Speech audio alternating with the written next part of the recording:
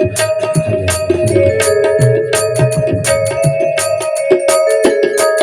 श्री राधे।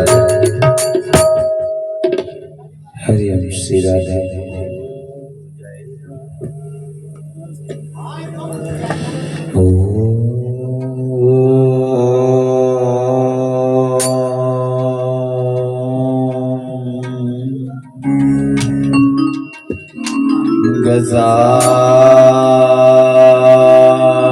गजाननं भूतगणाधिसेवितं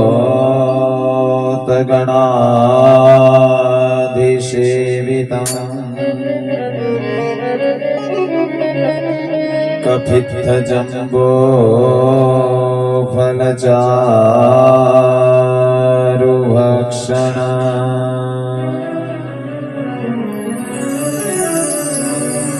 उमासुतं शोकविनाशकारकं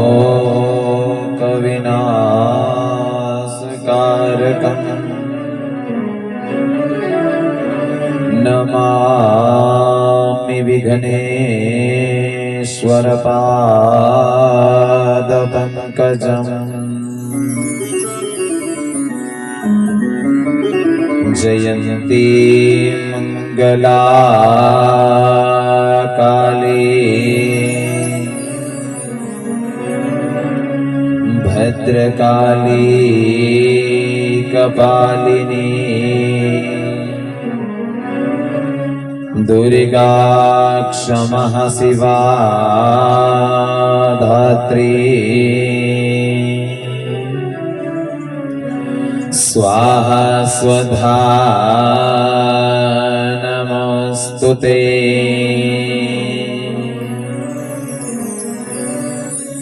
अलौकिकोऽयं महिमा मुनीश्वरः सप्ताहजन्यो अद्य विलोकितमया मूढः सठाय पशुपक्षिणो अत्र सर्वे अपि निष्पापकं भवति वर्णानाम् अर्थसङ्घानाम्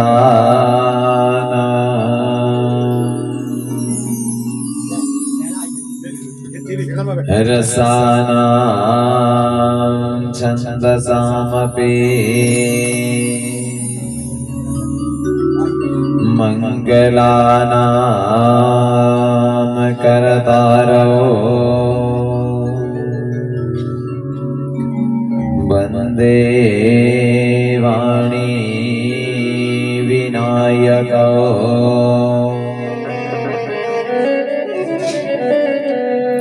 भवानी शंकरो वन्दे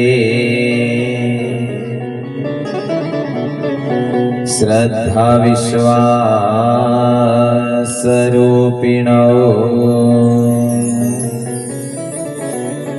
याभ्यां विना न पश्यन्ति सिद्धाः स्वन्तस्तमीश्वरम् शिवालये विष्णु गृहे सूर्यस्य भवने तथा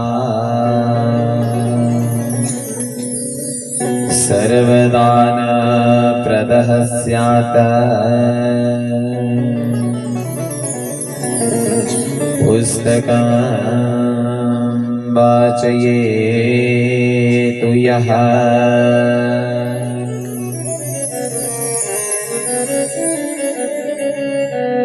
सीताराम गुण ग्राम पुण्यरण्य विहारिणौ वन्दे वन्दे विशुद्धविज्ञानौ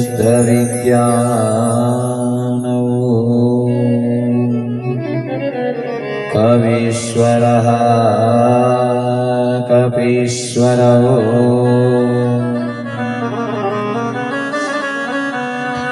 अतुलितबलधामम् हेमशैलावदेहम् दनुजवन कृशानो ज्ञानिनामग्रगण्यम् सकलगुणनिधानम्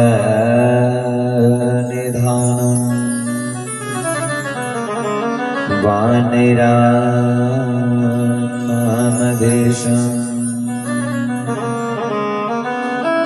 रघुपति प्रियभक्तम् वातिजातं नमामि। आइए हनुमंत विराजिए, मैं कथा करूं मति अनुसार, प्रेम सहित गादे धर्यों विराजिए पवन कुमार।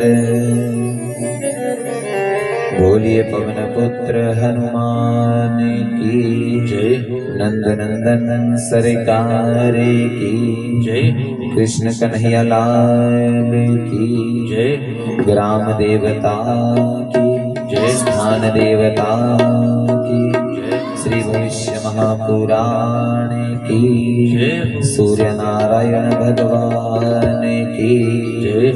नमः पार्वती पतये हर हर हर महादेव। शिव शक्ति शिवो परम मंगलमय अकारण करुणा वरुणा भक्तवत्सल तड़ित विनिंदित पीतांबरधारी रक्तवर्णधारी श्री रक्तवर्णधारी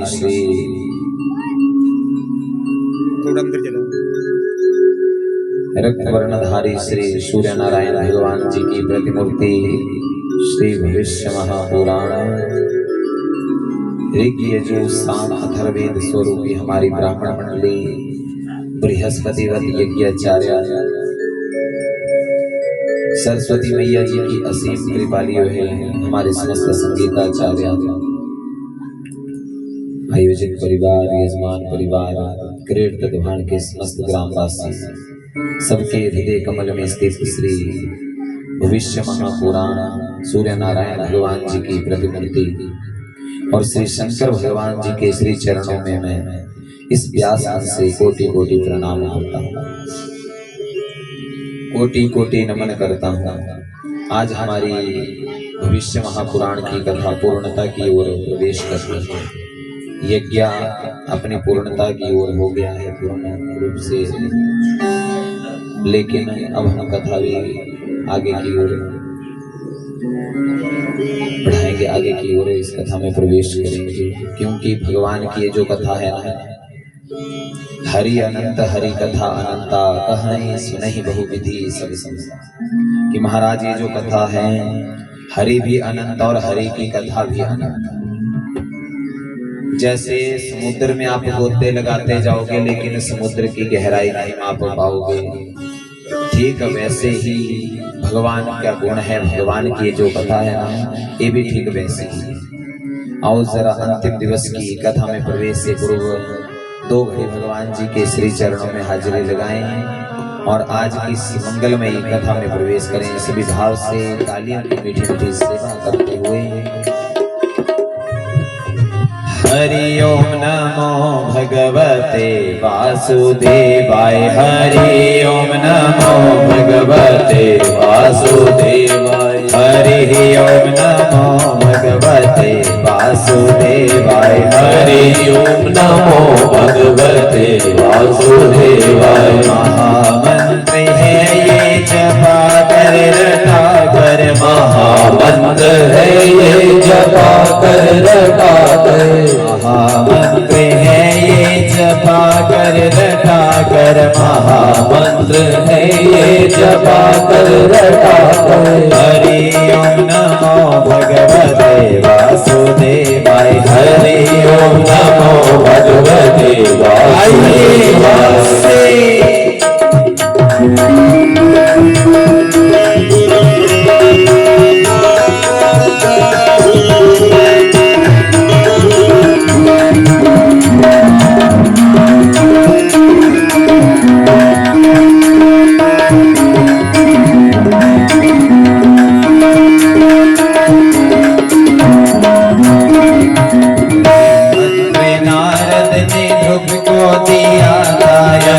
मंत्र नारद ने ध्रुव को दिया था। यही मंत्र नारद ने ध्रुव को दिया था। यही मंत्र नारद ने ध्रुव को दिया था। यही मंत्र नारद ने ध्रुव को दिया था। यही मंत्र नारद ने ध्रुव को दिया था। हरि ओम नमो भगवते वासुदेवाय। हरि ओम नमो भगवते वासुदेवाय। भासे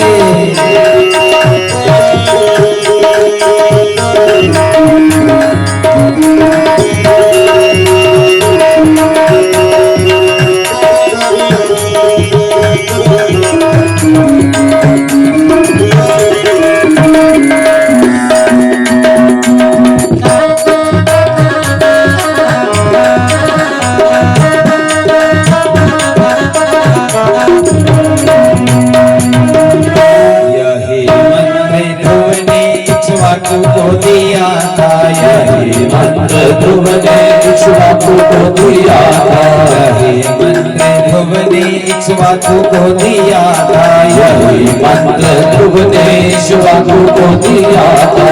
यही मंत्र ध्रुव ने इक्ष्वाकु को दिया था। यही मंत्र ध्रुव ने इक्ष्वाकु को दिया था। हरि ओम नमो भगवते वासुदेवाय। हरि ओम नमो भगवते वासुदेवाय। महामंत्र है ये जपा कर रटा कर। महामंत्र है ये जपा कर रटा कर। महामंत्र है ये जपा कर रटा कर। महामंत्र है ये जपा कर रटा कर। हरि ओम नमो भगवते वासुदेवाय। हरि ओम नमो भगवते वासुदेवाय। हरि ओम नमो भगवते वासुदेवाय। हरि ओम नमो भगवते वासुदेवाय। हरि ओम नमो भगवते वासुदेवाय। हरि ओम नमो भगवते वासुदेवाय। हरि ओम नमो भगवते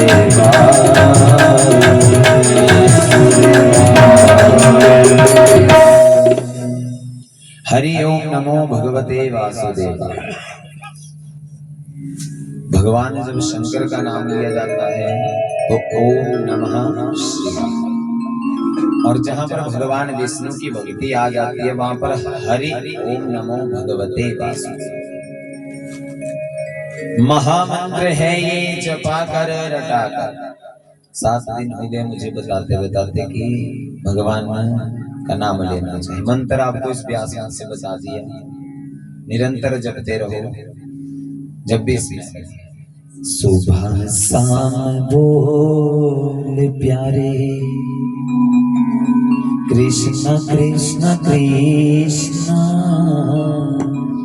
सुबह हो शाम हो दिन हो दोपहर, कृष्ण कृष्ण नाम राम राम नाम निरंतर जप करना चाहिए। यहाँ पर सप्तम दिवस में कथा आती है कि राजा शतानिक ने निवेदन किया, बोले गुरुदेव अन्नदान की क्या महिमा है, जलदान की क्या महिमा है, ब्राह्मण पूजन की क्या महिमा है। तो यहाँ पर निवेदन किया है सुमंतो मुनि बड़े भाव के साथ कहने लगे, बोले सुनो राजा, अपने जीवन में जलदान, अन्नदान और ब्राह्मण पूजा अवश्य करनी चाहिए। अपने जीवन में किए गए कृत्य, जो जो कृत्य हम लोग करते हैं उसके अनुरूप ही हम लोग फल भी भोगते हैं। जैसा बीज हम बोते हैं ना, ठीक वैसा ही फल लगता है। अब जैसे आजकल कनक का सीजन था, कनक का बीज बोए, फिर बोले जी धान की फसल हो जाए, ऐसा हो सकता है? नहीं ना। मक्की की फसल बीज दी, फिर बोले बाजरा निकल जाए। तो जैसा बोगे अन्न वैसा ही मिलेगा। यहाँ पर कहते हैं, कथा आती है कि अनर्थ जो देश है ना, उस देश में कहते हैं बसुसेन नाम का एक राजा है।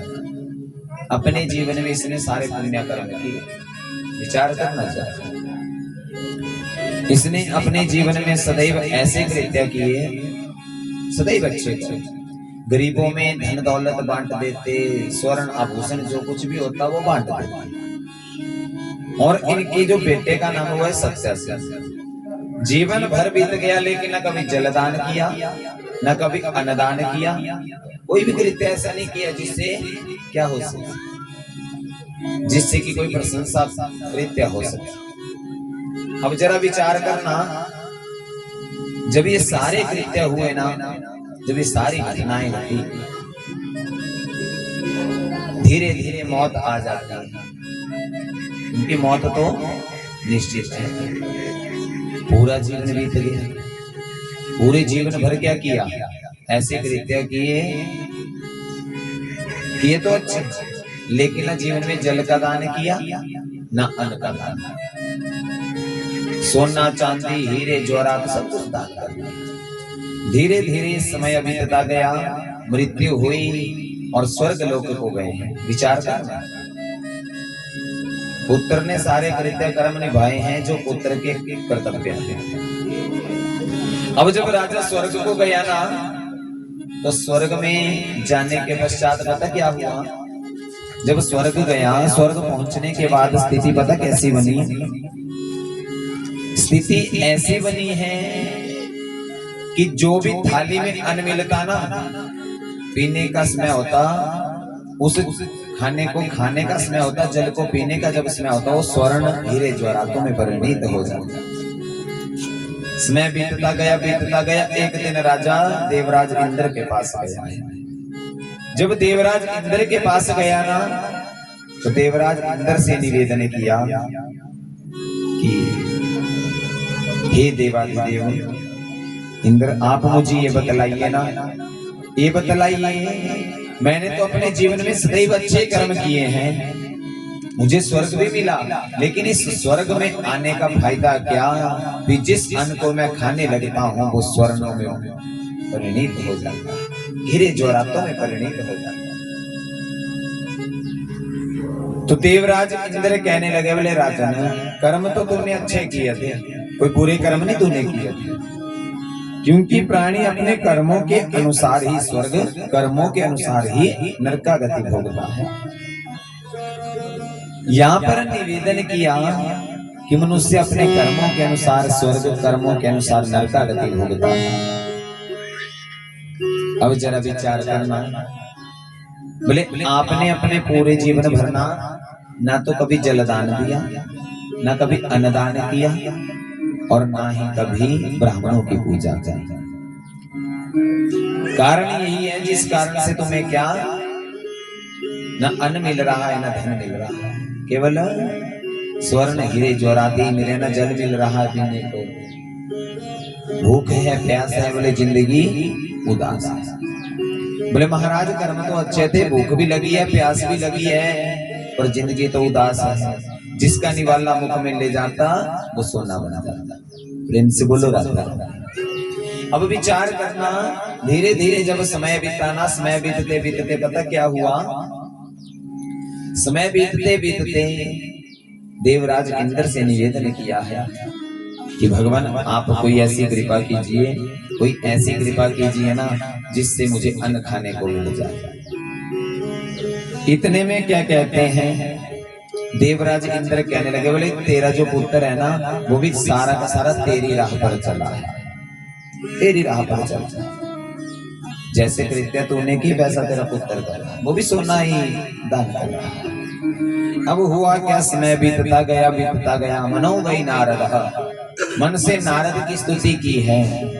और नारद जी कहाँ, स्वर्ग लोक इंद्र लोक में पहुंचे हैं। जब वहां पहुंचे, कहते हैं भगवान का मन ही नारद है, मनो वही नारद। नारद जी वहां पहुंचे, नारम ज्ञानम दति खंडति इति नारदः, नारम अज्ञानम दति खंडति इति नारदः।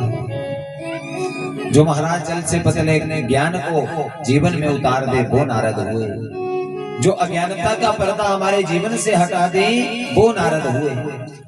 नारद जी को बुलाया है और नारद जी से निवेदन किया है, बोले धरती पर मेरा पुत्र है सत्यासेन, अतः तुम जाओ ना और सत्यासेन को क्या करना, ऐसा कहना, बोले तुम्हारे पिता को अन्न नहीं मिल रहा, तुम्हारे पिता को अन्न खाने को नहीं मिल रहा, इसलिए निवेदन करना कि अन्न मिल जाए खाने को।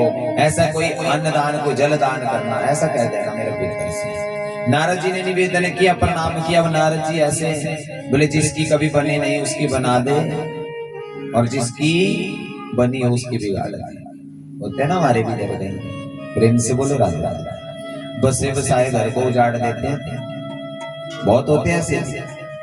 और कुछ एक ऐसे हैं, ऐसे कुछ एक ऐसे हैं जिनका घर बस नहीं रहा, पर चाबी ऐसी लग जाएगी ना, वो चाबी ही उसका घर बसा देगी। मनो वही नारद। अब विचार करना, जैसे ये निवेदन किया कि ऐसा ऐसा है, तो आज निवेदन किया, नारद जी यहाँ से गए हैं। और जब नारद मुनि जी यहाँ से गए ना, तो उनके पुत्र जो सत्यासेन हैं उनसे सारा निवेदन बताया है कि ऐसे ऐसे कृत्य हैं, ऐसा ऐसा हो रहा है। इसलिए आपसे निवेदन, आप कोई ऐसा कृत्य कीजिए जिससे आपके पिता को अन्न खाने को मिल जाए, श्राद्धों की व्यवस्था बनी। श्रद्धया यस सदीयते सा, जो श्रद्धा से दिया गया है वो श्राद्ध है। और कहते हैं तीर्थों का तीर्थाटन करने के बाद नारद जी जब सत्यासेन के यहाँ पहुंचे ना, निवेदन किया है, बोले राजा तुम्हारे पिताजी को अन्न खाने को नहीं मिल रहा, अतः आपसे निवेदन, तुम अपने पिता के निमित्त अन्नदान, जलदान, वस्त्रदान ये दान करना, ब्राह्मण पूजा करना। राजा सत्यासेन ने देवऋषि नारद की बातें सुनी, अपने हृदय में बिठाई है। जब हृदय में बिठाई ना, अब उन बातों को अपने हृदय में बिठाकर उनके ऊपर चलना आरंभ किया।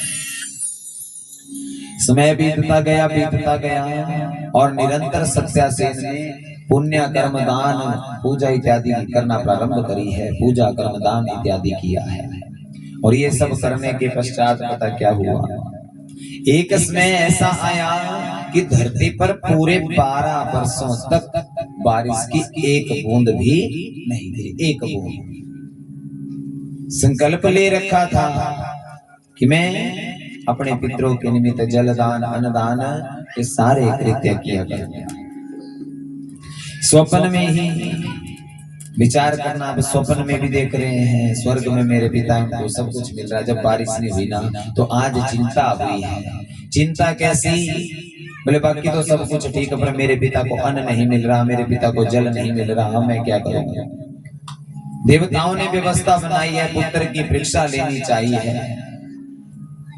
और जब इतनी ज्यादा अकाल ही पड़ गया ना, जब पृथ्वी के ऊपर कुछ भी फसल ना हो, जल की कमी पड़ने लग गई, सूखा पड़ना शुरू हो गया, 12 वर्षों तक अगर बारिश नहीं होगी, यहाँ 6 महीने नहीं हो, तो हम लोग क्या करते हैं, भगवान को गालियां देना शुरू कर देते हैं। प्रेम से बोलो राधा। बोले भगवान अगर ज्यादा बारिश दे देना तब भी बेचारा गालियां सुने। प्रेम से बोलो राधा। बोले जी आहे तो देते नहीं है, ले इस भगवान ने करा पानी नहीं करते हैं, ऐसा भी नहीं। प्रेम से बोलो राधे राधे। इसके घर में पानी नहीं। महाराज जब हम ही अपने कर्मों से बाहर चले गए हैं तो देवता भी तो जाएंगे, जैसा हम फल बोएंगे वैसा ही तो काटेंगे ना, वही फसल मिलेगी हमें। अब धीरे धीरे क्या हुआ, ये जो सत्यासी ने सूर्य भगवान का बड़ा तो बस सूर्य भगवान की निरंतर पूजा करता है। समय बीतता गया और इसने एक रूटीन बना दी, क्या तप करने की, निरंतर तपस्या करना प्रारंभ करी। तपस्या करते करते एक दिन सूर्य भगवान सामने प्रकट हो गए, और जब सूर्य भगवान सामने प्रकट हुए ना तो सूर्य देव से निवेदन किया, बोले सूर्य देव कृपा कीजिए, मैंने अपने पिता के निमित्त श्राद्ध आदि कर्म करने के लिए कसम खा रखी है, इसलिए आप निवेदन कीजिए कि इस धरा पर बारिश हो। भगवान सूर्य देव ने आशीर्वाद दिया, धरा पर बारिश होना प्रारंभ हुई है। और राजा सत्यसेन बड़े खुशी मन से अपने महल में आए, बोले अब जो है ना क्या होगा, बोले मेरे पितरों का उद्धार हो जाएगा, जो भी मेरे ये पितर है ना अबे भूखे नहीं रहे। अब जैसे ही फिर से जो है राजा सत्यसेन पिता के जलदान अन्नदान करना प्रारंभ किया है। यहाँ पर राजा सतानिक ने निवेदन किया कि प्रभु जलदान और अन्नदान करने से, ब्राह्मणों की पूजा करने से जो है उनके पिता की मुक्ति हुई क्या, उन्हें उसके पश्चात स्वर्ग में अन्न खाने को मिला। सुमंत मुनि कहने लगे, बोले हाँ राजन, जब सूर्य देव की पूजा की तो सूर्य देव की पूजा करने से, सूर्य देव को प्रणाम करने से उसने अपने पिता को मुक्ति दिलाई है। बोलिए सूर्य नारायण भगवान की जय। यहाँ पर राजा सतानिक पूजा गुरुदेव से प्रश्न करते हैं, बोले गुरुदेव बाकी सब चीजें तो बढ़िया हो गई, लेकिन मुझे पुष्कर राज प्रयागराज की महिमा बताई। तो यहाँ पर पुष्कर राज प्रयागराज की महिमा बताना प्रारंभ करते हैं। बोले सुनो, ये जो पुष्कर राज प्रयागराज है ना, बोले यहाँ पर ब्रह्मा की पूजा होती क्यों है। बोले बात उस समय की है ना जब ऋषि मुनियों ने पुष्कर राज प्रयागराज में यज्ञ रखवाया था। यज्ञ अब जब यज्ञ रखवा रखा था ना तो निवेदन करना, निवेदन ये कर रखा था, बोले यज्ञ होगा लेकिन सपत्नीक होगा। जैसे आप लोगों ने यज्ञ किया ना पति के साथ, पतियों ने पत्नियों के साथ सपत्नीक यज्ञ जिसे कहते हैं। अब जब सपत्नीक यज्ञ किया ना, उसमें ब्राह्मण जो थे ना, जो ब्रह्मा जी थे, उनको न्योता मिला था कि अपनी पत्नी को लेकर आना। कहाँ यज्ञ। ब्रह्मा ने भी बोल दिया वही ठीक है। बोले है कब यज्ञ, बोले ऐसे ऐसी इतनी तारीख को है यज्ञ, इतनी तारीख को यज्ञ है। अब ब्रह्मा जी ने क्या किया, जाने का पूरा प्लान बना रखा था। अब जैसे जिस दिन वो यज्ञ की घड़ी आई ना, ब्रह्मा जी चले यज्ञ के लिए, पत्नी को कहने लगे, बोले तुझे भी बुलाया चलो। पत्नी बेचारी सुबह से संभल रही है ना, कभी बाल संवारती, कभी कुमकुम संवारती, कभी कज्जल लगाती, विचार करना जाता। ब्रह्मा बेचारे स्नान आदि करके बाहर क्यों देख रहे हैं, बोले मेरी पत्नी आएगी, हम यज्ञ को जाएंगे। पत्नी बेचारी कहाँ। ब्रह्मा जी ने आवाज दी, बोले अरे धांगिनी आ जाओ, यज्ञ को देर हो रही है। ऋषि मुनि वहां पहुंच गए, बोले ब्राह्मण जी, ब्रह्मा जी चलो, यज्ञ का मुहूर्त निकला जा रहा है।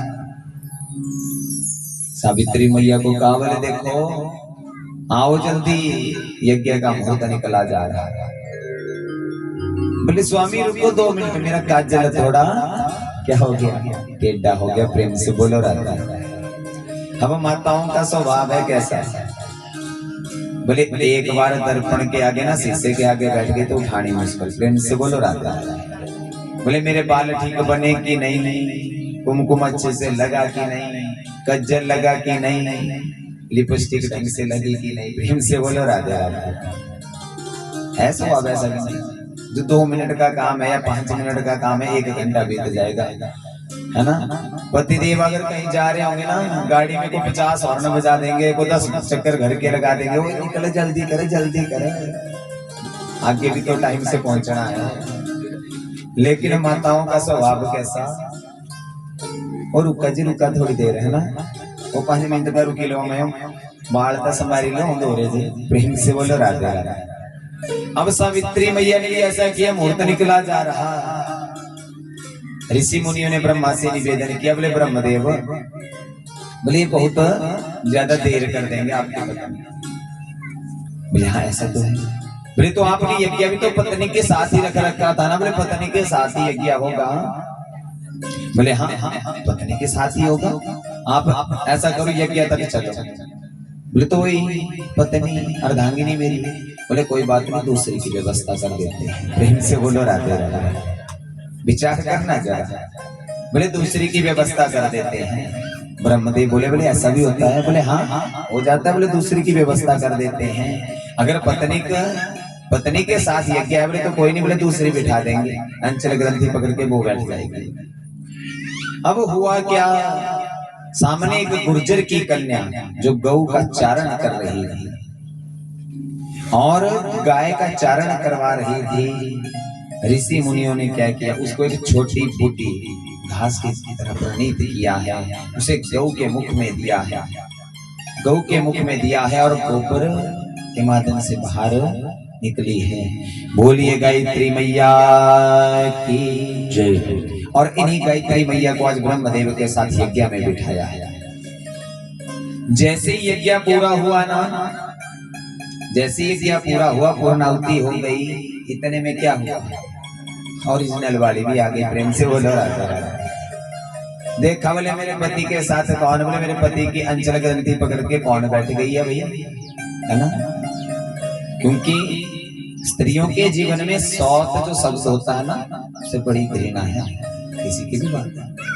सावित्री मैया ने जैसे देखा बोले मेरे पति के साथ कोई दूसरी बैठ गई है, तुरंत श्राप दिया है, तुरंत श्राप दिया। बोले जाओ ब्रह्मदेव, आज के बाद तुम्हारी पूजा इस संसार में पुष्कर राज प्रयागराज के अलावा कहीं भी मूर्ति रूप में नहीं होगी, कहीं भी नहीं होगी मूर्ति रूप में। विचार करना, जिसके घर ब्रह्मदेव की मूर्ति हो उस घर से कभी लड़ाई झगड़ा खत्म नहीं होता।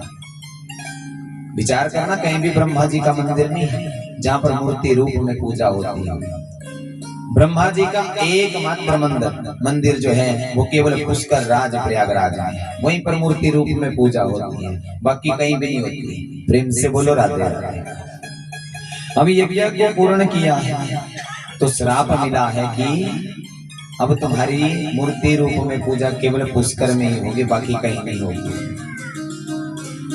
अगर ब्रह्मा जी की मूर्ति घर भी ले आते हैं ना, बहुत से घरों में क्या होता है, लड़ाई झगड़ा खत्म नहीं होता। मूर्ति ले आए हो तो उसे कहीं मंदिर में छोड़ आओ, लेकिन घर में कभी भी ब्रह्मा जी की मूर्ति नहीं रखनी चाहिए। प्रेम से बोलो राधे राधे। बोलिए ब्रह्मदेव भगवान की जय। क्योंकि यज्ञ में ब्रह्मा जी का कार्य होता है। अब यहाँ भी यज्ञ हुआ ना, 50 कुश निर्मित, 50 कुशों से युक्त ब्रह्मा जी को बिठाया जाता है, जो यज्ञ का निरीक्षण करते हैं, यज्ञ को पूर्णता प्रदान करते हैं। राजा सतानिक अपने पूज्य गुरुदेव से यहाँ प्रश्न करते हैं, बोले गुरुदेव गया की महिमा बताइए, जो गया तीर्थ है ना, इसकी क्या महिमा है। तो सुमंत मुनि कहने लगे कि एक समय की बात है, गया नाम का एक असुर है और इसने क्या किया, भगवान विष्णु को प्रसन्न किया है, बहुत ज्यादा तपस्या की है। जब भगवान की तपस्या की है, इसने सूर्य देव की भी साक्षात तपस्या की है। सूर्य देव ने वरदान दिया था कि जाओ, ये जो गया नाम का तीर्थ है ना, आज से तुम्हारे नाम से जाना जाएगा। अब हुआ क्या, धीरे धीरे इस असुर ने क्या किया, इसने वहां कोई भी आता ना उसका भक्षण करना प्रारंभ कर दिया, जो भी आता उसको नुकसान पहुंचाना शुरू कर दिया। सारे के सारे देवता भगवान विष्णु की शरणागति में गए हैं, सूर्य देव की शरणागति में गए हैं। तो भगवान से निवेदन किया है, बोले हमारा आपसे निवेदन कि प्रभु कुछ भी कीजिए पर इस असुर से हमें बचाइए। भगवान विष्णु ने क्या कहा है कि गया श्राद्धम ब्रह्म ज्ञानम गोगृहे मरणम तथा वासः पुंसां कुरुक्षेत्रे मुक्तिरेव चतुर्धा। कि महाराज गया में किसी की मृत्यु हो जाए, गया में किसकी मृत्यु हो जाए और अंतिम चरण में मृत्यु का अंतिम पड़ाव हो तो ब्रह्म ज्ञान की शिक्षा मिल जाए। और तीसरा निवेदन किया है जहां गौ बांधी होती है गौशाला में, वहां पर मरण हो जाए। चतुर्थकम च कुरुक्षेत्र, और चौथा स्थान कुरुक्षेत्र बताया है। इन स्थानों पर मुक्ति होने से, इन 4 स्थानों पर मृत्यु होने से मुक्ति मिल जाती है। मुक्तितः चतुर्था, 4 स्थान मुक्ति के बताए गए। अब ब्रह्मादिक देवता उस असुर के पास गए और कहा है, अरे असुर, हम तुम्हारे द्वार पर आज अतिथि बनकर आए हैं और तुम्हारे पावन शरीर को आज यज्ञ के लिए तुमसे मांग रहे हैं। भगवान ने व्यवस्था कैसी बनाई। गया नाम का जो असुर है ना, इसने भी कह दिया बोले तथास्तु, यज्ञ की व्यवस्था बनी। जब यज्ञ ज्यादा तेज हो गया ना, असुर थोड़ा सा हिलना डुलना शुरू कर देता है, इधर उधर छटपटाना शुरू कर देता है। तो व्यवस्था भगवान विष्णु ने बनाई। बोले देखो ये जिस तरह से छटपटा रहा है ना, ये पता नहीं कौन सा कृत्य कब क्या कर देगा, पता नहीं बोले कौन सा कृत्य कर देगा। तो शिला इसके ऊपर रखी है ताकि ये भाग ना। ये जो शिला है ना, ये कहते हैं धर्म की पत्नी। धर्म की पत्नी का नाम है धर्मवती, और धर्मवती की जो पुत्री थी ना धर्मव्रता, ये वही धर्मव्रता जिसको शिला बनाकर उस असुर के ऊपर रखा। वह कन्या और कोई नहीं, ब्रह्मा के पुत्र मरीचि। ब्रह्मा के जो पुत्र है ना मरीचि के साथ इसका विवाह हुआ था। और इस कन्या का जब ब्रह्मा जी के पुत्र मरीचि के साथ विवाह हुआ ना, ये ठीक वैसी थी जैसे भगवान विष्णु के साथ कौन, लक्ष्मी, ठीक वैसे। एक दिन क्या हुआ, महर्षि मरीचि धर्मव्रता के साथ रमण कर रहे थे। तभी क्या हुआ, महर्षि जंगल में कुशा पुष्प आदि ले जाने के लिए उद्यत हुए हैं। और जब पुष्प आदि लेकर जब ये घर आए ना, तो ये थक गए थे। महर्षि मरीच ने जब भोजन किया ना, तो जो धर्मव्रता जो पत्नी थी ना, वो महर्षि मरीच की क्या कर रही थी, पांव दबा रही थी, टांगे दबा रही थी, ताकि मेरे पति को नींद आ जाए। इतने में क्या हुआ, ब्रह्मा जी आए हैं और ब्रह्मा जी का इसने स्वागत करना प्रारंभ किया है। जब ये ब्रह्मा जी का स्वागत करने लगी है ना, इतने में महर्षि मरीचि की आंखें खुली है। अरे तुझे मैंने क्या काम बता रखा था और तू कहां चली गई? तूने आज अपने पत्नी व्रता धर्म को नष्ट किया है। जा, तुझे शाप देता हूं कि तू शिला बन जाए, पत्थर बन जाए। अब जैसे ही साप दिया ना, पत्नी दौड़ती हुई आई है, प्रणाम किया, बोले स्वामी मैंने ऐसा कोई कृत्य नहीं किया जिससे मेरे पत्नी व्रता धर्म टूटे। ब्रह्मा जी आए थे, मैंने इनके स्वागत के लिए उठी थी, क्योंकि आपकी तो आंखें लग गई थी, आप तो सो गए थे। साप दिया है। अब उल्टा धर्मव्रता ने क्या किया, धर्मव्रता ने क्या किया कि जाओ भविष्य में आपको भी भगवान शंकर के शिव, भगवान शंकर के शाप की आपको भी प्राप्ति होगी। उल्टा श्राप। अब हुआ क्या, इतना कहने के बाद वह हजारों वर्षों की तपस्या में लीन हो गई। और तपस्या में जब लीन हुई ना, भगवान सूर्य देव की भक्त थी, सूर्य देव को प्रणाम किया है और भगवान विष्णु की पूजा की है, भगवान शंकर की पूजा की है। वरदान मिला है। वरदान क्या मिला है कि मुझे शिला से मुक्त कर दो। भगवान विष्णु कहने लगे, बोले तुम्हें मुक्त तो नहीं करूंगा, तुम्हें मुक्त तो नहीं करूंगा, लेकिन जिस दिन देवताओं के चरण तुम्हारे साथ स्पर्श होंगे ना, जिस दिन देवताओं के स्पर्श तुम तुमसे होंगे ना, उस दिन समझो तुम मुक्त होगे, मुक्त होगे। तो इस धर्मव्रता ने भगवान का सुमिरन, भगवान के नाम का गुणगान करना प्रारंभ किया है। हर श्वास में हो सुमिरन तेरा,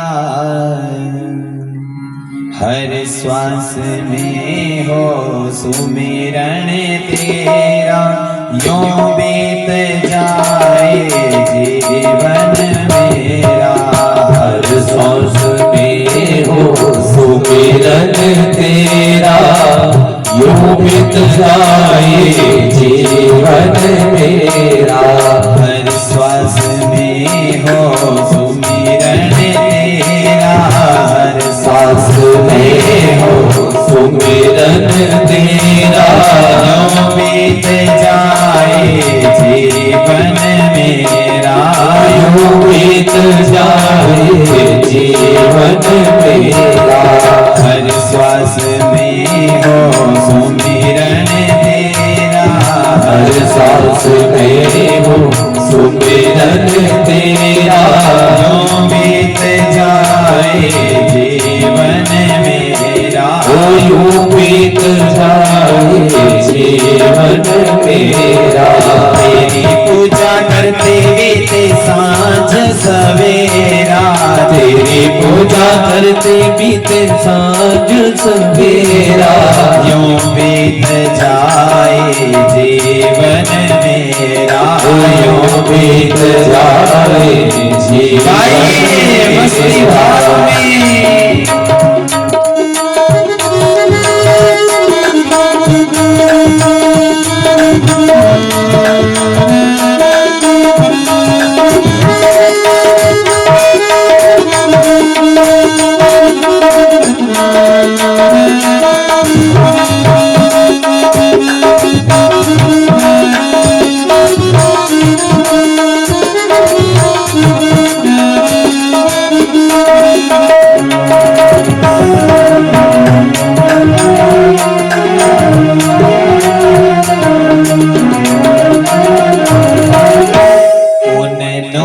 खिड़की से तुमको पल पल में निहारो, नैनों की खिड़की से तुमको पल पल में निहारो। नैनों की खिड़की से तुमको पल पल में निहारो, नैनों की खिड़की से तुमको पल पल में निहारो।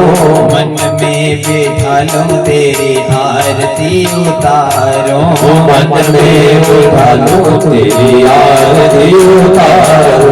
मन में बैठा लो तेरी आरती उतारो, मन में बैठा लो तेरी आरती उतारो।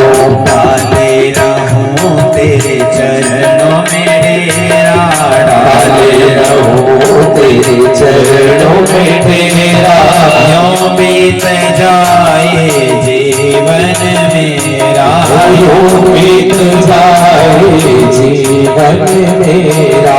हर श्वास में हो सुमिरन तेरा, हर श्वास में हो सुमिरन तेरा, यूं बीत जाए जीवन मेरा। यूं बीत जाए गाइए भक्ति बोली बांके बिहारी लाल की।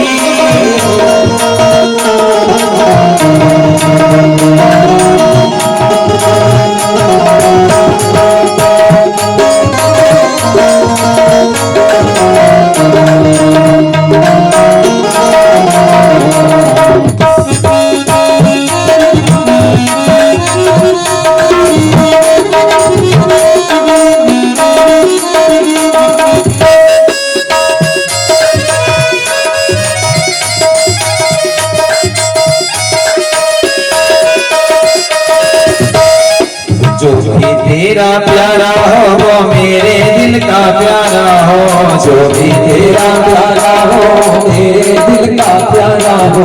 जो भी तेरा प्यारा हो वो मेरे दिल का प्यारा हो, जो भी तेरा प्यारा हो मेरे दिल का प्यारा हो। हो, मेरे सर का ताज तेरी आंखों का तारा हो, मेरे सर का ताज तेरी आंखों का तारा हो, मेरे सर का ताज मेरी आंखों का तारा हो, मेरे सर का ताज तेरी आंखों का तारा हो। सब में निहारो तेरा रूप सुनहरा, सब में निहारो तेरा रूप सुनहरा, यूं बीत जाए जीवन मेरा, यूं बीत जाए जीवन तेरा, हर सांस में हो सुमिरन तेरा, हर सांस में हो सुमिरन तेरा, यूं बीत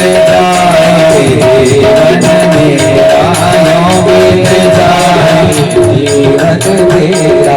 तेरी पूजा करते बीते साथ सवेरा, तेरी पूजा करते बीते साथ सवेरा, यूं बीत जाए जीवन मेरा, यूं बीत जाए जीवन हर सांस में हो सुमिरन तेरा, सांस यूं बीत जाए जीवन मेरा, यूं बीत जाए जीवन तेरा, यूं बीत जाए जीवन मेरा, यूं बीत जाए जीवन तेरा, यूं बीत जाए जीवन मेरा। बोलिए भक्तवत्सल भगवान की। उस देवमयी शीला को धर्म ने गया जो नाम का असुर था उसके ऊपर रख दिया है, ये वही शीला है। अब हुआ क्या, रुद्र आदि जितने भी देवता गण है ना उस शीला के ऊपर बैठे हैं। अब वह देवताओं के साथ वह हिलना शुरू कर देते हैं, असुर हिलना शुरू कर देते हैं। तब भगवान विष्णु ने गदा प्रदान की है, गदा प्रदान की है और गदाधारी भगवान विष्णु वहां पर विराजित हुए हैं। बोलिए गदाधर भगवान की। पूर्व काल में गद नाम से प्रसिद्ध एक भयंकर असुर था।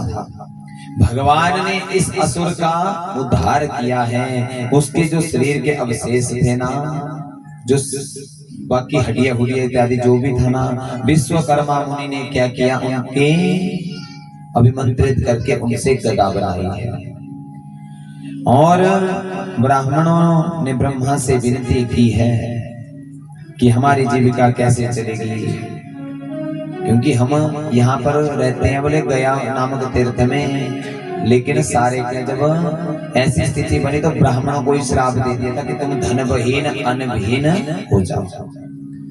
तो ब्राह्मणों ने भगवान ब्रह्मा से निवेदन किया, बोले ब्रह्मदेव अगर हम धन से विहीन हो गए, अन्न से विहीन हो गए बोले तो हमारी आजीविका कैसे चलेगी।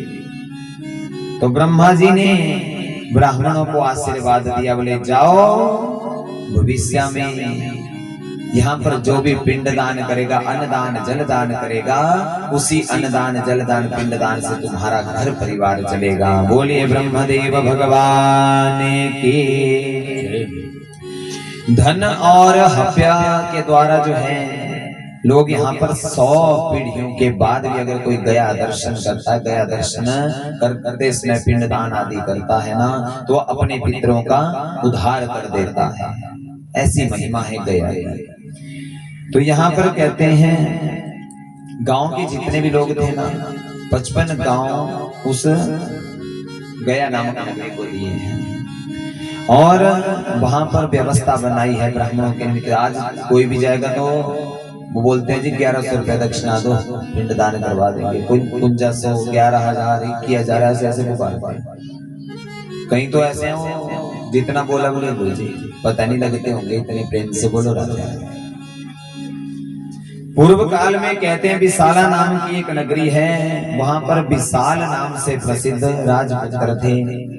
उसने क्या किया, ब्राह्मणों से पूछा कि मेरे यहाँ कोई भी पुत्र नहीं, कोई संतान नहीं, तो भगवान मुझे पुत्र की प्राप्ति कैसे होगी, निवेदन करिएगा। तो उसने क्या कहते हैं गया जाकर पितरों के निमित्त पिंडदान किया है, पितरों के निमित्त पिंडदान किया है। और जब पितरों के निमित्त पिंडदान किया ना, तो उस पिंडदान करने के पश्चात क्या हुआ, 3 पुरुष आकाश में दिखाई देते हैं, श्वेत, लाल और काले, 3 पुरुष। विशाल नाम का ये जो राजा था ना, इसने निवेदन किया कि श्वेत वर्ण वाले ने क्या कहा कि बोले मैं तुम्हारा पिता, जो श्वेत वर्ण वाला। और लाल वाले ने कहा बोले मैं तुम्हारा दादा हूं, काले वाले ने कहा बोले मैं तुम्हारा परदादा। ये जो पितर थे ना, सारे नरक में पड़े थे। याद रखना, जिस घर में पितरों की पूजा नहीं होती, पितरों के निमित्त श्राद्ध कर्म नहीं दिया जाता, उस घर में भी कुल की कभी वृद्धि नहीं होती, वो कुल भी क्षय हो जाता है। श्रीमद् भगवत गीता में कहा गया है कि कुल क्षय प्रणश्यन्ति कुल धर्मा सनातना धर्मे नष्टे कुलम कृत्स्नम धर्मो अविभवेत्। बोले महाराज, मनुष्यों के धर्म कर्म नष्ट हो जाते हैं जिस घर में पितरों के निमित्त श्राद्ध नहीं दिया जाता, पितरों के निमित्त कोई पुण्य कर्म दान नहीं किया जाता, कोई भी कृत्य नहीं किया जाता। और गया में जाकर पिंडदान पितरों के निमित्त करना चाहिए। हम लोग कहाँ जाते हैं, हरियाणा में हुआ क्या बोलते हैं, ऐसे ही बोलते हैं ना, वहां जाते हैं बोले वहां पिंडदान करें। हुआ की महिमा कहीं नहीं, कुरुक्षेत्र के साथ ही लगता है, लेकिन कुरुक्षेत्र की महिमा उससे ज्यादा है। लेकिन आजकल क्या है, बोले जैसा एक नहीं बोलते बोले वहां ये कर लो, आप सारे दौड़ेंगे। वो जी मैं उठी थी तेरी जो उठी में दस है ना, तेरे पुत्र होना है ना, तेरे यहाँ बेटा होगा, भगवान की कृपा ऐसी हुई उसके ग्रह भी अच्छे थे, बेटा हो गया। अब जितने भी पड़ोस में थे ना, सबको उठी जाए तो ये उठी क्या करे, कुंडलिया तो सबसे बड़ी मांग कर देना, तेरे भी विवाह हो जाना है ना, तेरे यहाँ भी बेटा हो जाएगा, विचार करना चाहिए। याद रखना, हमारे पितर प्रसन्न होंगे तो घर में अवश्य ही कोई ना कोई उत्तम पुत्र, उत्तम गुणवान पुत्र जन्म लेता है। जब पापी पुत्र जन्म लेता है तो धरा भी रोती है, बोले कैसा पापी से धरा पर आ गया, प्रेम से बोलो राधा राधा। तो यहाँ पर कहते हैं उसने गया जाकर पिंडदान किया है और अपने पितरों को मुक्ति दिलाई है। बोलिए सूर्य नारायण भगवान की जय। यहाँ पर राजा शतानिक अपने गुरुदेव से प्रश्न करते हैं, बोले गुरुदेव कपाल तीर्थ की महिमा बताइए, ब्रह्म तीर्थ की महिमा बताइए और वसुधा तीर्थ की महिमा बताइए। सुमंतो मुनि कहने लगे कि राजा सुनो, ये जो कपाल तीर्थ है ना, ये अत्यंत ही गोपनीय तीर्थ है। देवता और असुर लोग भी यहाँ पर क्या करते हैं, सिर झुकाते हैं। विचार करना कितना प्रसिद्ध तीर्थ होगा जहां पर देवता भी नतमस्तक हो जाएगा।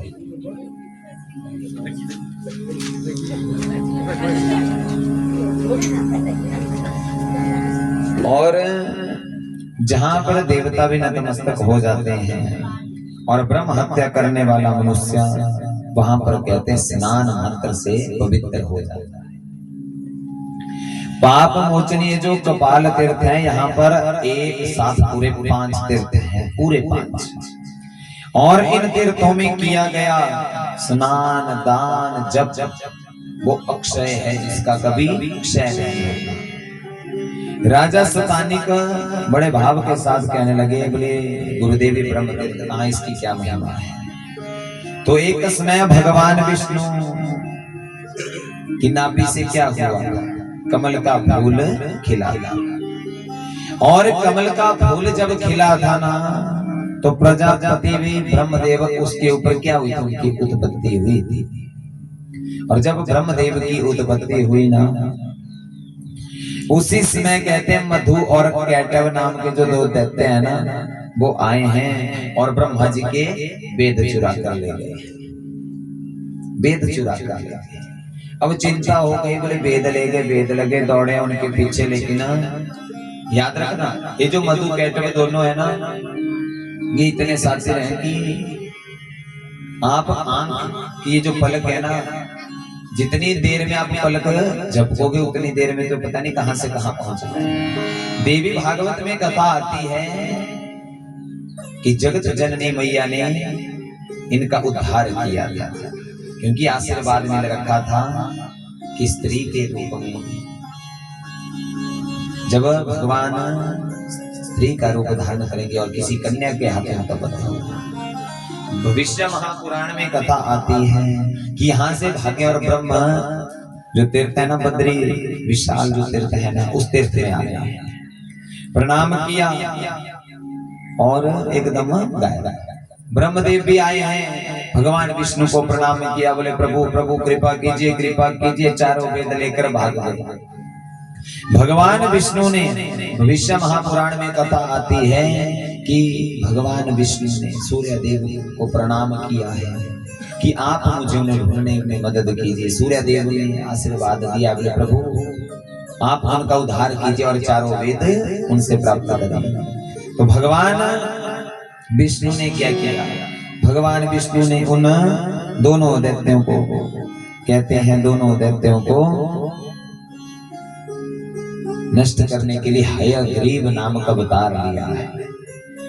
भगवान ने एक कुंड से अपनी उत्पत्ति की है और हयग्रीव नाम का अवतार लिया है। बोलिए भक्तवत्सल भगवान की।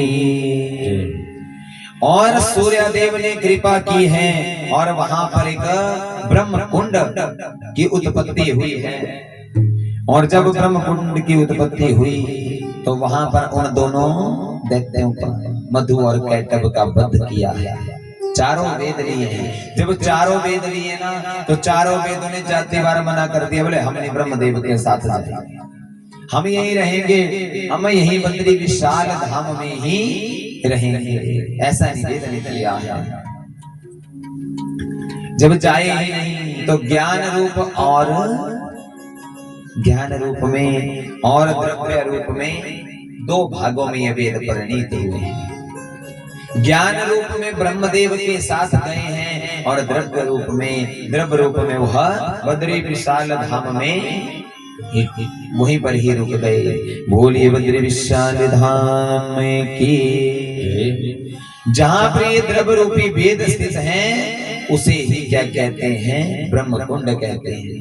बोले महाराज जो यहाँ पर गोता लगाता है, भगवान की भक्ति करता है ना, वो सब पापों से छूट कर अंत में भगवान विष्णु के और भगवान सूर्य देव के सूर्य लोक की प्राप्ति करता है। बोलिए भक्तवत्सल भगवान की। सभी तीर्थों में बद्री विशाल धाम तीर्थ की अपनी महिमा है। राजा सतानी के यहाँ प्रश्न करते हैं कि ब्राह्मणों की पूजा करने से क्या फल मिलता है, क्या फल मिलता है? तो सुमंतो मुनि बड़े भाव के साथ कहते हैं, एक समय की बात है, रुक्मणी मैया ने भगवान को प्राप्त करने के लिए क्या किया था? प्रेम पत्र लिखा था। पहले लिखते थे लेटर, हाथ से लिखते थे। घर में लड़ाई भी हो जाती थी ना, है ना, सास और बहू में लड़ाई हो जाती थी। यहाँ से चिट्ठी जाएगी कहाँ? जहां पतिदेव नौकरी कर रहे होंगे या फौज में होंगे। जितने दिन में चिट्ठी वहां पहुंचेगी और वहां से जितने में जवाब आएगा ना, उतने में तो क्या सास बहू का फिर से क्या हो जाएगी मित्रता, प्रेम से बोलो रहता है। अब जब से ये फोन चले ना, दूरवाणी यंत्र जब से चले हैं, तब से क्या आज 2 मिनट में वीडियो सास सबू हो रही युद्ध है जो प्रेम से बोलो रहता है। इतने अंदर पतिदेव को फोन चलिए, बेचारा से पतिदेव भी टेंशन चलाई रहा पाने, प्रेम से बोलो रहता है। तू कराई जाओ जल्दी, ये तुम्हारी मम्मी ना मेरे के धोरी ले ले, तुम्हारी अम्मा बड़े बड़ी लड़ाई मेरे के, या मिन जो इतने ले जाओ या तू कराई जाओ है करते हैं सही नहीं करेगा ना। याद रखना, घर टूटने में देर नहीं लगती, बनाने में बरसों बीत जाती है। बनाने में इसमें लगता भी है, जो टेंट वगैरह लगे है ना, बनाने में पूरा दिन लगा होना, इनको बढ़िया करके ये कर लिया। जब इनको निकालेंगे तो 1-1.5 घंटे में पूरा पंडाल खाली। प्रेम से बोलो राधे राधे। तो याद रखना, घर बनाने में बरसों बीत जाते हैं और बिगाड़ने में एक क्षण नहीं लगता। यहाँ पर कहते हैं रुक्मिणी के विवाह का वर्णन आया है कि ब्राह्मण की पूजा की थी। भगवान विष्णु ने भी ब्राह्मण की पूजा की थी। किसकी? सुदामा। भगवान क्या कहते हैं? विप्र प्रसादात धरणी धरोहम, विप्र प्रसादात कमला बरोहम, विप्र प्रसादात जीतो जितोहम, विप्र प्रसादात मम नाम राम, मम नाम कृष्ण। कि महाराज विप्रों के, ब्राह्मणों के आशीर्वाद से मैंने इस पूरी धरा को जीत लिया है और ब्राह्मणों के आशीर्वाद से मैं इस धरा का, तीनों लोगों का राजा हूँ और ब्राह्मणों के आशीर्वाद से मैं हारा हुआ युद्ध भी जीत जाता था। और विप्र प्रसादात मम नाम कृष्ण, मम नाम रामा। उन ब्राह्मणों के आशीर्वाद से मैं राम हुआ, मैं कृष्ण हुआ, मैं बुद्ध हुआ, मैं कल्कि हुआ। ब्राह्मणों के आशीर्वाद से, ब्राह्मणों की कृपा से ही हमारे सारे कृत्य पूर्ण होते हैं। और महाराज बोले जब ब्राह्मण घर आ जाए ना, उनकी सेवा करना चाहिए। ब्राह्मणों की सेवा करने से, ब्राह्मणों की पूजा करने से साक्षात नारायण भगवान की पूजा हो जाती है। बोलिए लक्ष्मी नारायण भगवान की। एक समय की बात है ना, मेहमान घर में आ जाते हैं ना तो क्या स्थिति बन जाती है? आज मेहमान घर में आ गया, एक उधर जाए उधर जाए, नहीं जी तुम्हारे रिश्तेदार है ना, पत्नी ज्यादा बोलती है क्यों? तू है रिश्तेदार है, कहीं ना काम नहीं है, कुछ नहीं है, भी काम मत कोई थी। प्रेम से बोलो राधे राधे। माताएं बोल रही हैं, अच्छा ही बोला है ना। अरे स्वामियों तो कुछ लग ही नहीं, क्यों? ये भी बोलते हो नहीं थोड़ा थोड़ा, ले तेरे रिश्तेदार है, मिलना हो गया, ते कभी जाने ना करा। प्रेम से बोलो राधे राधे। अब विचार करना जरा, रिश्तेदार घर में आ गए, अब घर से जाए 1 महीना हो गया, 1.5 महीना हो गया, पति पत्नी ने झूठ मूठ की लड़ाई करना शुरू कर दी। एक बर्तन इधर से फेंके, उधर से फेंके, लड़ाई। रिश्तेदार देख रहे हैं, ये तो बड़े बड़े लड़ना है कि मेरा नंबर नहीं लिया है ना। रिश्तेदार बाहर गए, पति पत्नी दोनों ठीक। इतने में रिश्तेदार भी रहा है, बोले देखिए आहारी लड़ मेरा कमाल चल गया ना, प्रोणा कर रहे। इतने में बेचारा प्रोणा भी आई गया, बोले मैं जो था ये जो नाटक तुम्हें बेकार कराया था, मुझे पहले ही पता था कि तुम्हें नाटक कर रहा है। प्रेम से बोलो राधे राधे। ऐसा भी नहीं, एड़े नाटक तो करता है, मुझे भी एड़ा पता सब कुछ, वो करने की है कराता। प्रेम से बोलो राधे राधे। अब स्थिति क्या, बोले घर में कोई भी रिश्तेदार आए, कोई भी आए, ब्राह्मण आए तो कोई भी आए, याद रखना घर में ब्राह्मण आ गया से तो ब्राह्मण घर में आएंगे। कई बार हम कितनी विनती कर लेते हैं, बोले पंडित जी 5 मिनट तक बैठ लो, 5 मिनट तक बैठ लो, लेकिन कृपा नहीं होगी तो बैठेंगे नहीं। याद रखना इस चीज। यदि भगवान की कृपा होगी तो वो अवश्य रुकेंगे, यदि नहीं होगी तो फिर कुछ भी नहीं। प्रेम से बोलो राधे राधे। तो कहते हैं यहाँ पर कथा आती है कि 56 करोड़ यदुवंशी जो है ना इस धरा पर नष्ट हुए हैं। जब ऐसे प्रसंग आता है तो राजा सतानी गुरुदेव से कहते बोले ऐसा कैसे हुआ? तो एक समय की बात है, सम नाम का एक पुत्र, स्त्री के वस्त्र उसको पहनाए जाते हैं और वह पेट में उसके कपड़े कुपड़े डालकर ऐसी स्थिति में बनाया जाता है जैसे ये किसी बच्चे को जन्म देने वाली स्त्री। दुर्वासा ऋषि के पास गए ना, बोले महर्षि जी जरा बताओ तो सही, बोले इसके पेट से कौन सा बच्चा जन्म लेगा, इसके पेट से कौन सा बच्चा जन्म लेगा। दुर्वासा ऋषि ने देखा, बोले नहीं यदुवंशियों को क्या नहीं रही है, शर्म नहीं रही है, इनको गुरुओं का अपमान नहीं करता था, करना था, ब्राह्मणों का इज्जत करना नहीं आती, इसलिए श्राप दिया। बोले मुसलम कुलनाशनम, बोले ऐसा पैदा होगा ना जो पूरे के पूरे यदुवंश को ही नष्ट कर देगा, पूरे के पूरे यदुवंश को नष्ट कर देगा। अब हुआ क्या, जब मुसल गिरा है, उस मुसल को जहां घिसा गया वहां से एरका नाम की घास निकली है। धीरे धीरे यदुवंशियों में अराजकता फैल गई है, यदुवंशी यदुवंशियों के ही प्राण घातक हुए हैं। जिस जिसको ये घास लगी है वो मृत्यु को प्राप्त हुआ है। जो भगवान की शरणागति में गए वो ही केवल बचे हैं। धीरे धीरे समय बीता, मूसल का एक टुकड़ा बचा था जिसे समुद्र में फेंक दिया है। समुद्र के लहरों के मध्य में वही टुकड़ा एक मछली ने ग्रहण किया। जब मछली ने ग्रहण किया तो मछुआरों के पास गई है और उसी से कहते हैं, उसी को बाद में तीर की तरह बनाया है कि ये तो लोहे का टुकड़ा है। और धीरे धीरे समय बीता, यदुवंशियों ने जो मदिरापान कोई कुछ ऐसे कृत्य किए, सारे यदुवंशी नष्ट होना प्रारंभ हुए हैं।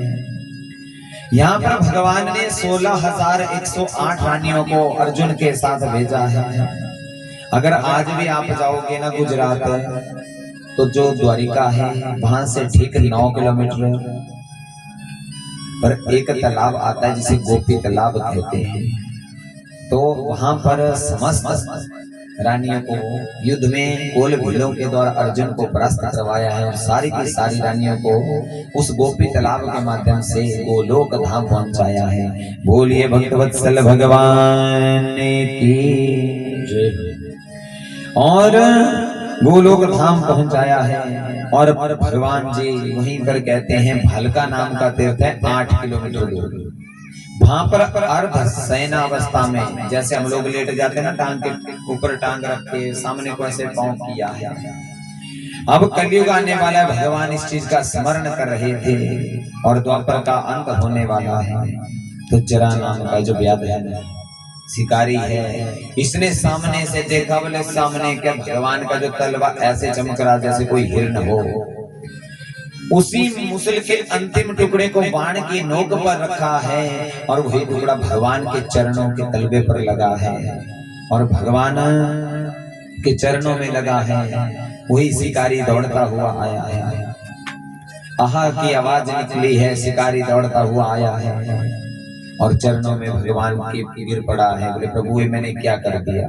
बोले पूर्व जन्म की बात है, बोले तब मैंने तेरा वध किया था, आज हिसाब बराबर, कि आज हिसाब बराबर हो गया। क्योंकि पूर्व में मैंने, जब मैं राम था तो तुम बाली थे, तो मैंने भी तुम्हें चुपके से मारा था, आज तुमने भी मुझे चुपके से मारा, इसलिए आज हिसाब बराबर। तो आपने वहां पर मुझसे निवेदन किया था, बोले प्रभु आपने ये भेद की दृष्टि क्यों रखी है, आपने मेरे साथ छल के साथ क्यों किया है? तो तुमने कहा था कि तुमने अपने छोटे भाई के साथ अधर्म किया था, इसलिए तुम्हारे साथ ये हुआ। क्योंकि जो अधर्म का कृत्य करता है उसके साथ में वही कृत्य करता। तो भगवान के हृदय से ज्योति निकली है। भागवत में कथा आती है, वो भागवत महापुराण के अंदर समाहित हुई है। भविष्य महापुराण में कथा आती है कि सूर्यदेव जब कलयुग आया तो सूर्यदेव ने आशीर्वाद दिया है कि जाओ भविष्य में आपका नाम भी मेरी ही तरह नारायण नाम से आप भी इस धरा पर पूजे जाओगे। जिस नाम से मेरी पूजा होगी उसी नाम से तुम्हारी भी इस धरा पर पूजा होगी। जो विष्णु भक्त है, शंकर भगवान के भक्त है ना, उन्हें मन वांछित फलों की प्राप्ति होगी। तो यहाँ पर भगवान, यहाँ पर कहते हैं भगवान ने निवेदन किया। निवेदन क्या किया? संत निवेदन किया है। राजा सतानी कहने लगे, बोले भगवान गए कहाँ? क्या वो बैकुंठ गए? कहाँ गए? तो यहाँ पर श्लोक आता है कि ना अहम वसामि वैकुंठे योगी नाम हृदयेन च मद भगताम यत्र गायन्ति तत्र तिष्ठामि नारद। बोले ना तो भगवान कहाँ गए? बैकुंठ गए, ना तो अपने गोलोक धाम गए, कि ना हम वसामि वैकुंठे। बोले थोड़ी थोड़ी देर जो योगी लोग हैं, तपस्वी लोग, उनके हृदय में झांकते हैं भगवान, और उसके बाद मद भगताम यत्र गायन्ति। बोले जहाँ भगवान के भक्त भगवान को बुलाते हैं, भगवान वहीं पर पहुंच जाते हैं। बोलिए भक्तवत्सल भगवान की। तो सुमंतु मुनि कहने लगे, बोले राजन मैंने तुम्हें भविष्य महापुराण की कथा का ज्ञान करवाया है, भविष्य महापुराण की कथा का पान कराया है। अब तुम्हें मैं सतयुग, त्रेता, द्वापर, कलयुग तक की कथा का पान मैंने कराया है। अब मैं भविष्य महापुराण के अंतिम श्लोक की तरफ प्रवेश करता हूँ। तो सभी दुपट्टा चुन्नी अपने सिर के ऊपर लेने और सभी भाव से कि जयते पराशर सुनो, सत्यावती हृदयानंदनो व्यासः, यस्य कमलदलितं वांगं पुण्यं जगत्पिबतिम्। कि महाराज जो भाव से सूर्य देव की पूजा करता है, जिसने भाव से सूर्य भगवान की ये कथा, सबको नसीब नहीं होती, ये एक बात याद रखना। सारे पुराणों की कथा आप सुन लोगे, लेकिन भविष्य महापुराण की कथा किसी के जीवन में नहीं आती। कोई ही भाग्यशाली प्राणी संसार में होता है जिसके जीवन में श्री भविष्य महापुराण की कथा प्रवेश करती है। आप लोगों का तो बहुत बड़ा सौभाग्य है जो आपके जीवन में ये भविष्य महापुराण की कथा प्रवेश की। बड़े भाव से, श्रद्धा से आपने ये कथा 7 दिनों तक सुनी। सप्ताह जन्योज्य विलोकितमया, और भगवान के साथ निरंतर भक्ति बनाए रखी। बोलिए भक्त वत्सल भगवान की जय हो। तो मेरा सभी से निवेदन, यदि कोई ब्राह्मण पूजन करना चाहता तो आरती के पश्चात कर सकता है। इस व्यास मंच से यदि मेरे द्वारा या हमारी टीम के द्वारा किसी को कुछ ऐसे ही बोल दिया हो तो उसके लिए क्षमा। और मैं आपको सब लोगों से एक निवेदन भी करना चाहता हूँ कि जैसे आप के यहाँ ये कथा हुई, आपने जिस भाव के साथ यहाँ ये कथा सुनी, जब अगली साल भी कोई कथा होगी, कोई भी कथा करने आए तो श्रद्धा भाव के साथ। और एक बात और कह दूं, जाते जाते एक बात और कह दूं, जब भी आपके यहाँ कोई यज्ञ हो ना, जैसे आप सुबह हवन के समय एकत्रित हुए थे ना, और कल चावल के लिए 10-12 माताएं जो आई हुई थी ना, 10-12 नहीं होने चाहिए। अगली बार कोई भी व्यास होगा, कोई भी पुराण की कथा होगी, लेकिन जितने भी आपके परिवार हैं ना, 50 है, 60 है, 70 है, धन से सेवा नहीं कर सकते, तन से तो जरूर है।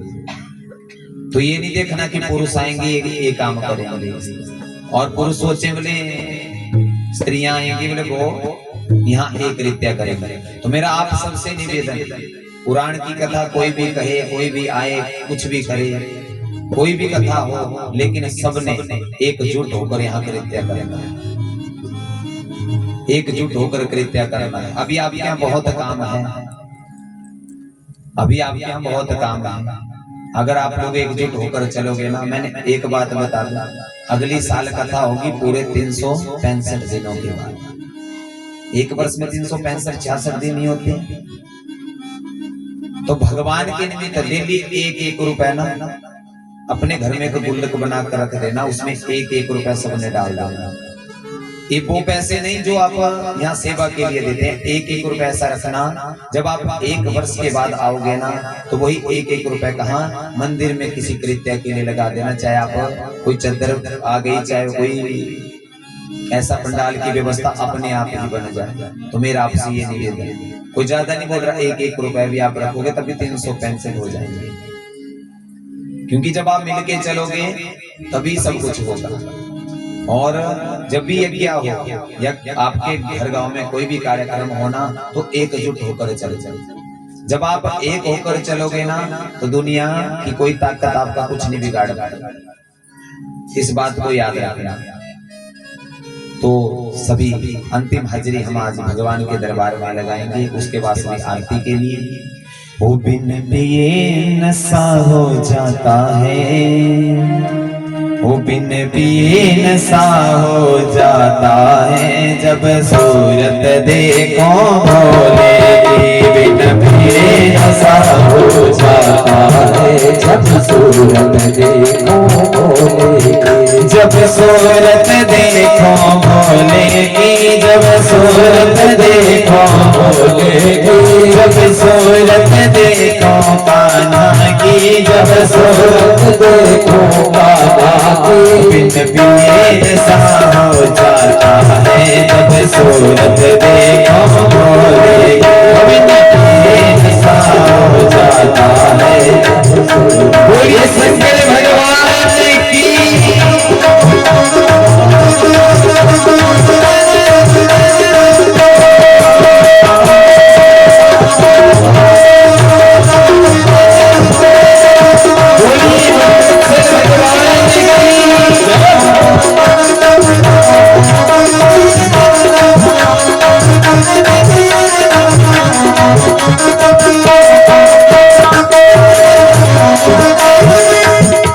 मुझे लगता है ना आप लोग अंतिम हाजिरी नहीं लगाना चाहते कोई, है ना? क्यों साहब तो कोई नहीं होगा यहाँ पे, साहब ही लोग हो। वो बिन पिए नशा हो जाता है जब सूरत देखो भोले। बिन पिए नशा हो जाता है जब सूरत देखो भोले। जब सूरत देखो भोले जब सूरत देखो भोले जब सूरत देखो भोले जब सूरत देखो भोले बिन पिए नशा हो जाता है जब सूरत देखो भोले। बिन पिए नशा हो जाता है जब सूरत देखो भोले। संभाल में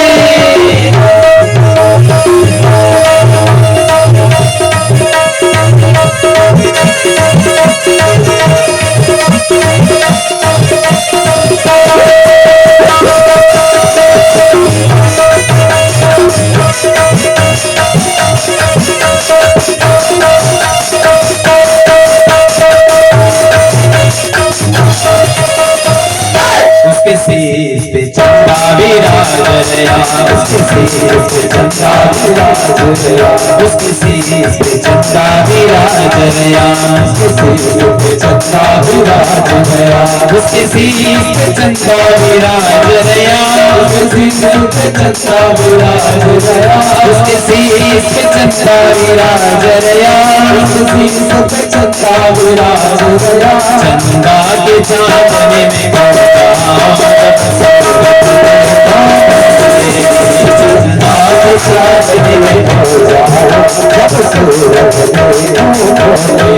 बिन पिए नशा हो जाता है जब सूरत देखो भोले।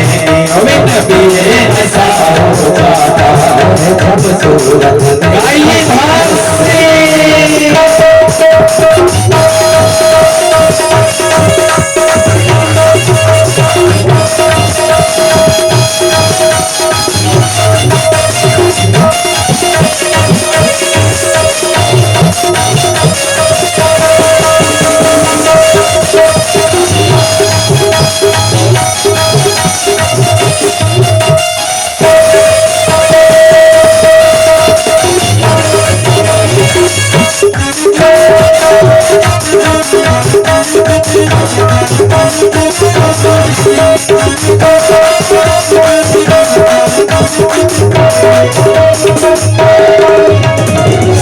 उसके गले में नाग विराज गया।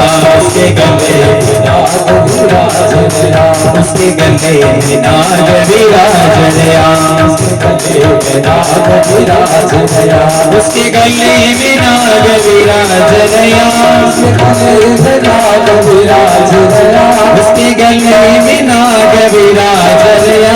उसके गले में नाग विराज गया। नागा की लहर में खो जाओ जब सूरत देखो भोले। नागा की लहर में खो जाओ जब सूरत देखो भोले। बिन पिए नशा हो जाता है जब सूरत देखो भोले। बिन पिए नशा हो जाता है।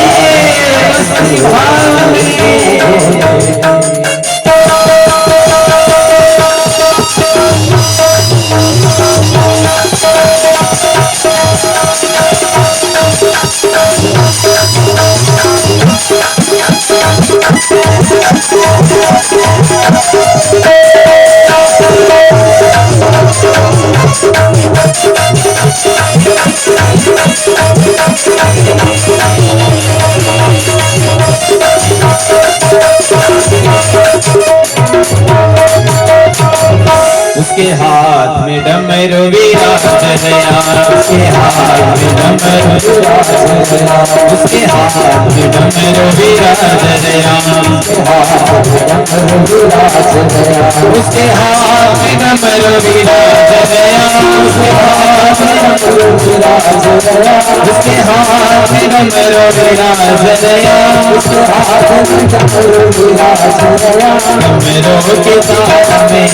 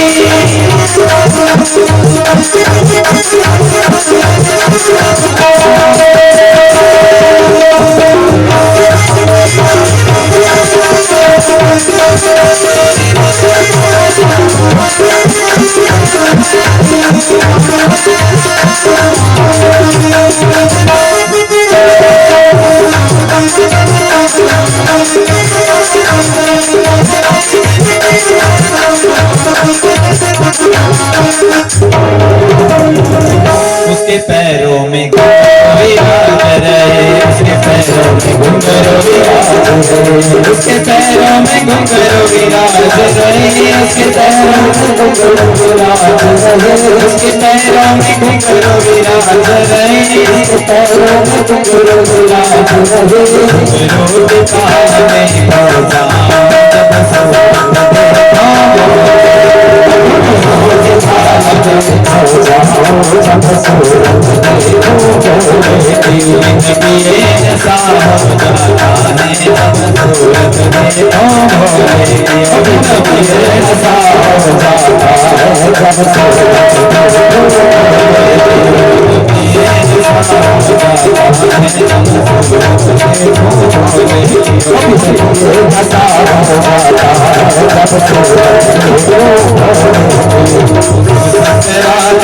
जब तेरे घोटे को पीकर हम अमर हो गए, शंकरा घोटा पिया तेरे घोटे को पीकर हम अमर हो गए, शंकरा तेरा नाम लिया तेरे नाम को लेकर हम अमर हो गए, तेरे नाम को लेकर हम मगन हो गए, हम मगन हो गए, तेरे नाम को लेकर हम मगन हो गए, शंकरा तेरा बंदे किया तेरे बंदे को करके हम मगन हो गए, तेरे बंदे को करके हम मगन हो गए, शिव शंकरा तेरा नाम को लेकर मगन हो गए, मगन हो गए, तेरे नाम को लेकर मगन हो गए, तेरे नाम को लेकर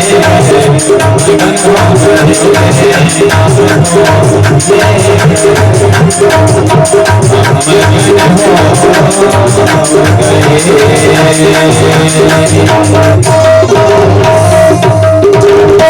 बोलिए शंकर भगवान की, नंद नंदन सरकार की, नमः पार्वती पतये हर हर महादेव, शिव शक्ति शिव ओम।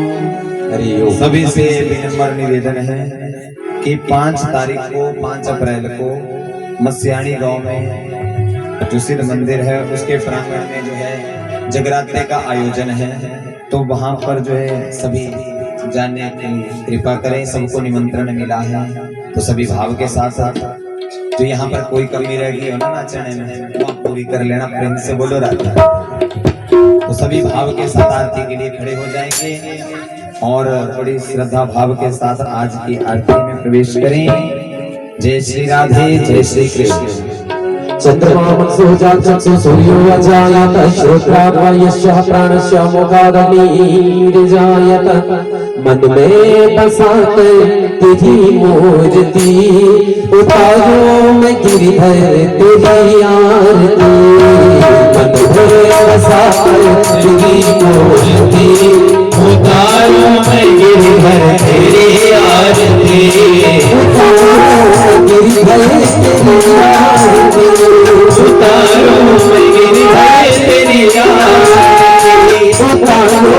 गिरधर तेरी आरती, उतारों में गिरधर तेरी आरती, उतारों में गिरधर तेरी आरती, मन में बसा कर तेरी मूर्ति, उतारों में भगवान तेरी आरती, बसा कर तेरी मूर्ति, उतारों में गिरधर तेरी आरती, मैं बसा कर तेरी मूर्ति, उतारों में भगवान तेरी आरती, करुण करो कष्ट हरो ज्ञान दो भगवन, अब मैं बसी नाम मेरी तार दो भगवन, करुणा करो कष्ट हरो ज्ञान दो भगवन, अब मैं बसी नाम मेरी तार दो भगवन, दर्द की दवा तुम्हारे पास है, दर्द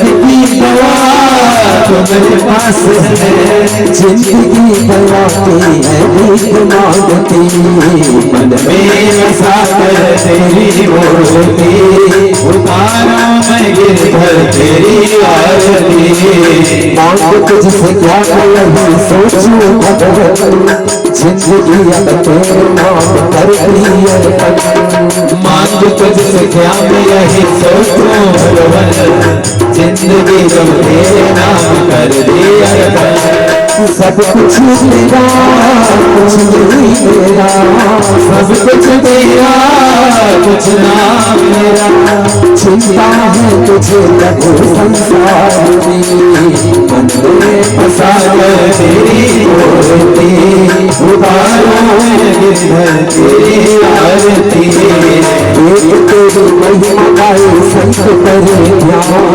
नारद गुणगान करे छेड़ बिना पार, वेद तेरी महिमा गाए संत करे ध्यान, नारद गुणगान करे छेड़ बिना पार, भक्त तेरे द्वार करते हैं पुकार, भक्त तेरे द्वार करते हैं पुकार, दास भक्त तेरी करे आरती, मन में बसा कर तेरी मूर्ति, उतारों में गिरधर तेरी आरती, उतारों में गिरधर तेरी आरती, उतारों में भगवान तेरी आरती, उतारों में गिरधर तेरी आरती।